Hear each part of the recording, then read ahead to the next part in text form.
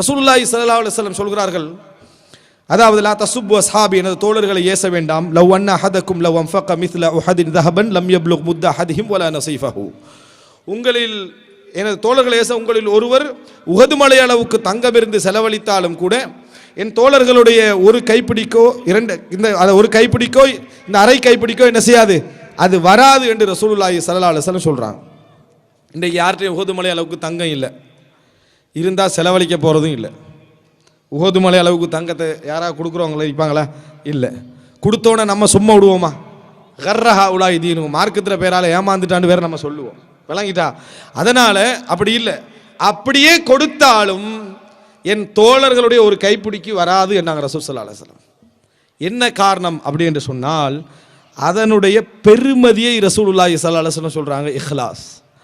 அதில் அவர்களுக்கு இருந்த அந்த இஹ்லாஸ், தூய்மையான எண்ணம், அந்த உணர்வு இருக்கிறதே, அதைத்தான் ரசூலுல்லாஹி ஸல்லல்லாஹு அலைஹி வஸல்லம் அவர்கள் சொல்லி காட்டுகிறார். அபூபக்கர் ரலியல்லாஹு அன்ஹு அவர்கள் அவரை யாராவது புகழ்ந்து விட்டால் என்ன சொல்வார்கள் தெரியுமா?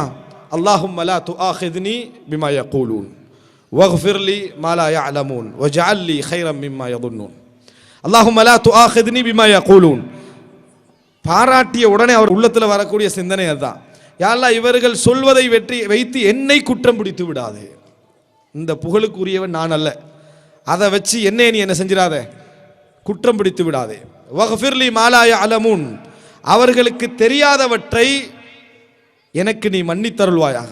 தெரிஞ்சதை பாராட்டுறாங்க, தெரியாதவற்றை பல பாவங்கள் என்ன செய்து என்னிடத்திலே உண்டு, அந்த பாவங்களை மன்னித்தருள்வாயாக. வஜஅல் லி கைரம் மிம்மா யظنون. அவர்கள் என்னை இந்த அந்தஸ்தில் வரணும் என்று நினைக்கிறாங்க, அவர்கள் நினைப்பதை விட பெரிய அந்தஸ்தை எனக்கு தான், எல்லாமே நீதான் முடிவெடுக்கணும் என்று அபூபக்கர் ரலியல்லாஹு அன்ஹு அவர்கள் இந்த மாதிரி புகழப்பட்டால், அல்லாஹும்ம லா துஆஹித்னி பிமா யகூலூன் வக்ஃபிர் லி மா லா யஅலமூன் வஜஅல் லி கைரம் மிம்மா யظنون என்று இந்த வார்த்தையை அபூபக்கர் ரலியல்லாஹு அன்ஹு அவர்கள் சொல்வார்கள் என்பதை நம்ம பார்க்கிறோம். எனவே அன்புள்ள சகோதரர்களே, எமது அமல்கள் எவ்வளவு அதிகமாகிறது என்பதை போல எதற்காக நாங்கள் செய்கிறோம் என்பதில் மிக மிக கவனமாக இருக்க வேண்டும். கவனமாக இருக்கிறதா என்ன தெரியுமா? எந்த அமலை செஞ்சுட்டும் நீங்கள் என்ன செஞ்சாலும் தர்மத்தை செய்கிறது செஞ்சுட்டு நீங்கள் எனக்காக துவா கேட்கணும் அப்படிலாம் நான் சொல்ல வரல. இதெல்லாம் நான் அல்லாஹ்வுக்காக செய்கிறது. இதே முதலாவது இஹ்லாஸ் இல்லை. அதில் நான் இஹ்லாஸோடு செய்கிறேன்னு முன்னால் உள்ளவனுக்கு சொல்லி காட்டிருக்க கூடாது. நான் இஹ்லாஸ், நான் பொதுவாகவே தஹஜ்ஜத் தொழுகிறது தான், ஆனால் யார்கிட்டையும் நான் சொல்கிறது இல்லைன்னு ஒரு ஆள்கிட்ட சொல்கிறது. எப்படி? நான் பொதுவாகவே தஹஜ்ஜத் வித்ரெல்லாம் தொழுகிறது தான், யார்கிட்டையும் நம்ம என்ன செய்கிறது இல்லை, சொல்கிறது இல்லை அப்படின்னு சொல்கிறது. உங்கள்கிட்ட கூட ஒரு படிப்பினைக்காக தான் சொன்னேன் அப்படின்னு. தேவையா இது? இது என்ன எதன் காரணமாக எப்படியாவது அதை சொல்லிடும். நீங்கள் சொல்லி பாருங்க ஒரு மனிதர்கிட்ட, உங்களை பற்றி இவர் ஒரு செய்தி சொன்னார், நாளைக்கு சொல்கிறேன்னு சொல்லிட்டு போங்க, அன்றைக்கு அவன் செத்துருவான், விளங்கிட்டா? அவனால் அதுக்கு அடுத்த பகுதியில் இருக்க முடியாது. என்ன சொல்லியிருப்பான் இவன், இவன்ட குற்றமெல்லாம் இவனுக்கு ஞாபகம் வரும், இதைத்தான் சொல்லியிருப்பானோ, அதை சொல்லியிருப்பானோ, அவனுக்கு அதெல்லாம் தெரிஞ்சிருக்க வாய்ப்பு விடுறதில்லை. 1 ஹவரில் அவர் கோல் போடுறது, ஒரு செய்தி சொல்லிட்டு போனீங்களா, அது என்னென்ன மண்டை வெடிக்க போகுது அப்படின்னு என்ன சொல்றது. என்ன காரணம்? மனிதனால் இந்த உள்ளத்துக்குள்ள வச்சுட்டு இருக்கவே இயலாது. சும்மா அப்படி ஒன்று சொல்லிட்டு போனாலே பதறான். அதுக்கு பிறகு அவரு சும்மா சொன்னேன்னு சொல்றாரு. அங்கிருந்து என்ன சொல்வார் அவரு, நான் வல்லாஹி சும்மா தான் சொன்னேன், நீங்க இவ்வளோ டென்ஷன் ஆகி நான் நினைக்கல. எப்படி?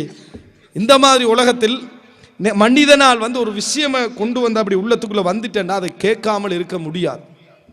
அதை மனிதன் அதே மாதிரி தான் ஒரு விஷயம் உள்ளத்தில் இருந்துட்டேன்னா வெளிப்படுத்தாமல் இருக்க முடியாது. எனவே அன்புள்ள சகோதரர்களே, இஹ்லாஸ் என்பதை பாதுகாப்பதை நீங்கள் நினைத்துக் கொள்ளுங்கள், ஒரு மிகப்பெரிய போராட்டம் அது. இஹ்லாஸை பாதுகாப்பது என்பது மிகப்பெரிய போராட்டம். அன்புள்ள சகோதரர்களே, இறுதியாக, அதாவது என்ன உரிய நேரம் முடிஞ்சிட்டு, இறுதியாக என்றைக்கும் நாங்கள் அதாவது இஹ்லாஸை பாதுகாப்பு என்ற பகுதி அது ஒரு பகுதி. அடுத்ததாக என்றைக்குமே எப்பொழுதுமே எங்களிடத்தில் நாங்கள் செய்கின்ற அமல்களை பற்றியும் நாங்கள் இருக்கக்கூடிய நிலைகளை பற்றியும் எவ்வளவு அதிகரித்து விட்டாலும் கூட திருப்தி இருக்கக்கூடாது. திருப்தினா அல்லாஹு தாலா இதை அங்கீகரித்திருக்க வேண்டும் என்று எண்ணம் இருக்கணும். ஆனால் அங்கீகரித்து விட்டான் என்பதை போன்ற ஒரு முழு திருப்தியோடு என்றைக்கு என்ன செய்யக்கூடாது, இருக்கக்கூடாது. தொழுகை, நோன்பு, ஜக்காத், ஹஜ்ஜு, மார்க்க பணிகள், தவா பணிகள், முஸ்லிம் அல்லாதவர்களுக்கான மார்க்க அழைப்பின்றி எல்லா பணிகளும் மிகப்பெரிய அமல்கள். வெறும் தொழுகை, நோன்பு, ஜக்காத், ஹஜ் மட்டுமல்ல, எல்லாமே மார்க்க பணிகள் தான். இமாம் மாலிக் இப்னு அனஸ் அவர்களுக்கு ஃபுதைல் இப்னு ஐயாத் கடிதம் எழுதுகிறார்கள். நீங்கள் அதாவது தர்சு மார்க்கம் படிப்பித்தல் ஹதீஸ் இப்படி என்று இருக்கிறீங்க, எல்லாம் கொஞ்சம் விட்டுட்டு வந்து கொஞ்சம் தொழுகை, நோன்பு, அப்படி இரவு வணக்கங்கள் அப்படின்னு கொஞ்சம் கூடுதலாக ஈடுபடுங்க அப்படின்னு கடிதம் எழுதுகிறார். இமாம் மாலிக் இப்னு அனஸ் அவருக்கு பதில் எழுதுகிறார், அல்லாஹு தாலா உங்களுக்கு வணக்க வழிபாடுகளுக்கு தௌஃபீக் செய்திருக்கிறான், எனக்கு அல்லாஹு தாலா இந்த இல்ம பரத்துறதுக்கு தௌஃபீக் செய்திருக்கிறான். நீங்கள் அதை செய்யுங்க, நான் இதை என்ன செய்கிறேன் என்று சொன்னார்கள். அதுக்கான இமாம் மாலிக் இப்னு அனஸ் 5 நேரம் தொழுட்டு சுன்னத் இல்லாமல் போனான்னு நினச்சிடக்கூடாது. எல்லா தொழுகையும் தொழுதுட்டு தான் இந்த பதில் என்ன செய்கிறாரு, அவர் அங்கே சொல்கிறார். இந்த மாதிரி எல்லாமே மார்க்க பணிகள் தான். ஆனால் எதிலும் எங்களுக்கு நான் இதால சொர்க்கம் போயிடுவேன் என்ற திருப்தி என்றைக்கும் வரக்கூடாது. அப்துல்லா இப்னு உமர் ரலியல்லாஹு உட்கார்ந்து கொண்டிருக்கிறார். ஒரு மனிதர் அதாவது பணம் கேட்டு வருகிறார். ஒரு தீனார் கொடுக்கப்படுகிறது. போன உடனே பக்கத்தில் உள்ளவர் அப்துல்லா இப்னு உமர் ரலியல்லாஹு அவர்களை பார்த்து சொல்றார், தகப்பல் அல்லாஹ், அல்லாஹ் உங்களை இந்த தர்மத்தை ஏற்றுக்கொள்வானாக என்று சொன்னவுடன் அப்துல்லா இப்னு உமர் ரலியல்லாஹு அவர்களுக்கு கண்ணீர் வடிய ஆரம்பித்தது.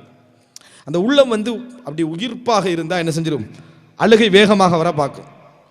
அப்போ அந்த நேரத்தில் அப்துல்லா இப்னு உமர் ரலியல்லாஹு அவர்கள் சொல்கிறார்கள், வல்லாஹி, அல்லாஹ்வின் மீது ஆணையாக, லவ் அலிம்து அன்னல்லாஹ தகப்பல மின்னி தீனாரன் அவ் திர்ஹமன் அவ் ஸலாத்தன் அவ் ஸதகத்தன் லஹ்பப்துல் மௌத் இன்னமா யதகப்பலுல்லாஹு மினல் முத்தகீன். அல்லாஹ்வின் மீது ஆணையாக, அல்லாஹ் என்னிடமிருந்து ஒரு தீனாரை, ஒரு திர்ஹத்தை, ஒரு தொழுகையை, ஒரு சதகாவை ஏற்றுக்கொண்டான் என்று எனக்கு நிச்சயமாக தெரிந்தால், உன்னை ஏற்றுக்கொண்டுட்டான்னு தெரிஞ்சால் நான் மரணத்தை விரும்பி இருப்பேன். எனக்கு அடுத்தது மௌத்து தான் மிச்சம் விருப்பமாக இருக்கும். காரணம், இன்னமாய தகப்பலுல்லாஹு மினல் முத்தகீன், அல்லாஹ் இறையச்சம் உடையவர்களிடமிருந்து தான் ஏற்றுக்கொள்கிறான், கபூல் செய்கிறான் என்று அல்லாஹ் குர்ஆன்ல சொல்றான். ஒரு தீனார் அல்லாஹ் என்னிடமிருந்து ஏற்றுக்கொண்டான் எனக்கு தெரிஞ்சா எனக்கு அடுத்தது மௌத்து என்ன விருப்பம். காரணம், நான் முத்தகீன்கள்ல ஒருவன், அது எனக்கு தெரியாது.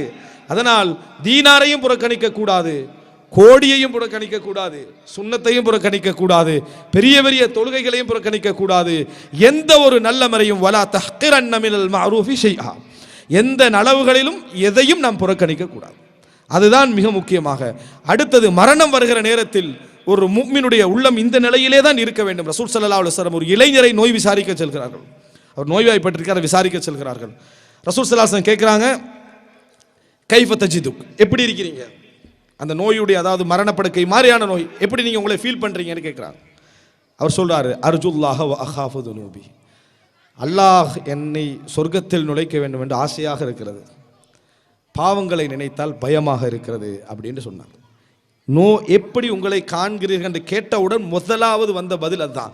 ரசூலுல்லாஹ் ஆட்சியாளர், அவருக்கு குடும்பங்கள் ஏதாவது இருக்கும், அந்த பகுதியெல்லாம் அவருக்கு யோசனை வரலை. ரசூல் ஸல்லல்லாஹு அலைஹி வஸல்லம் அவர் சொல்றாரு, அர்ஜுல்லாஹ வ அகாஃபு துனூபி. ஃபர்ஸ்ட் ஒரு மனிதர் கேள்வி கேட்கிறாரு. அந்த கேள்விக்கு 4 விஷயங்களுக்கு பதில் சொல்லலாம். எது முதலாவது எங்களோட வாயில வருதோ அது உள்ளத்திலிருந்து வருதுன்னு அர்த்தம். அது உள்ளத்திலிருந்து வருது அப்படி என்று அர்த்தம். எப்படி நல்லா இருக்கிறீங்களா அப்படி என்று கேட்ட உடனேயே நமக்கு முதலாவது என்ன வரும், நம்ம சுகமாக இருக்கிறோமா, ஆரோக்கியமாக இருக்கிறோமான்னு கேட்குறாந்து வரும். ஆனால் சிலருக்கு என்ன வரும், தொழலை, நோன்பு வைக்கல, சரியாக அமல் செய்யலை, வாழ்க்கை நல்லாவே இல்லை, அப்படி ஒரு பதில். அது வேற ஒரு நோக்கத்தில் வரும். ஆனால் ஃபர்ஸ்ட் பதில் எது உள்ளத்தில் ஓடிக்கின்றீங்க அதானே வரும். அதே மாதிரி கைஃப தஜிதுக், எப்படி இருக்கிறீங்கன்னு சொன்ன உடனே அவர் சொன்னது அர்ஜுல்லாஹ வ அகாஃபு துனூபி, அல்லாஹ் எனக்கு சொர்க்கத்தை நுழைக்க வேண்டிய ஆசையாக இருக்கிறது, என் பாவங்களை நினைத்தால் எனக்கு பயமாக இருக்கிறது. ரசூல் ஸல்லல்லாஹு அலைஹி வஸல்லம் சொன்னார்கள், லா யஜ்தமிஆனி ஃபீ கல்பி இம்ரிஇன் ஃபீ மிஸ்லி ஹாதல் மௌத்தின் இல்லா அதாஹுல்லாஹு மா ரஜா வ அம்மனஹுல்லாஹு மிம்மா யகாஃப். இது போன்ற இடத்தில் ஒரு முஃமினுடைய உள்ளத்தில் இந்த இரண்டும் சேர்ந்து வருமாக இருந்தால், இது போன்ற நிலையில் ஒரு உள்ளத்தில் அதாவது இது சேர்ந்து வருமாக இருந்தால், இந்த 2 எண்ணமும் சேர்ந்து வருமாக இருந்தால், அவர் ஆசைப்பட்டதை அல்லாஹ் கொடுப்பான், அவர் அச்சப்பட்டதை விட்டு அல்லாஹ் அவரை தூரப்படுத்துவான் என்று ரசூலுல்லாஹி ஸல்லல்லாஹு அலைஹி வஸல்லம் அவர்கள் பதில் சொன்னார்கள். அன்புள்ள சகோதரர்களே, எனவே நான் அதாவது யூனுஸ் அலைஹிஸ்ஸலாத்துக்கு சொன்னது போல, ஃபலவுலா அன்னஹு கான மினல் முஸப்பிஹீன் லலபிஸ ஃபீ பத்னிஹி இலா யௌமி யுபஅஸூன். அல்லாஹ்வை துதிக்கக்கூடிய, அல்லாஹ்வை தூய்மைப்படுத்தக்கூடியவர்களில் யூனுஸ் இல்லாமல் இருந்தால் அவர் அந்த மீனுடைய வயிற்றிலே மறுமை நாள் வரைக்கும் இருந்திருப்பார். அந்த தஸ்பீஹ் அவரை அந்த ஆபத்திலிருந்து காப்பாற்றி வெளியே கொண்டு வந்து சேர்த்து என்று அல்லாஹு தாலா சொல்லி காட்டுகிறான். எனவே நல்ல அமல்களை, நல்ல செயல்பாடுகளை அதிகரிக்க செய்து எங்களது உள்ளத்திலே ஈமானை வளர்க்கக்கூடிய மக்களாக அல்லாஹு ரப்புல் ஆலமீன் எம் அனைவரையும் ஆக்கியல் புரிவானாக. ஹதா மா இந்தி வல் இல்மு இந்தல்லாஹ் வ அகூலு கௌலி ஹாதா வ அஸ்தக்ஃபிரு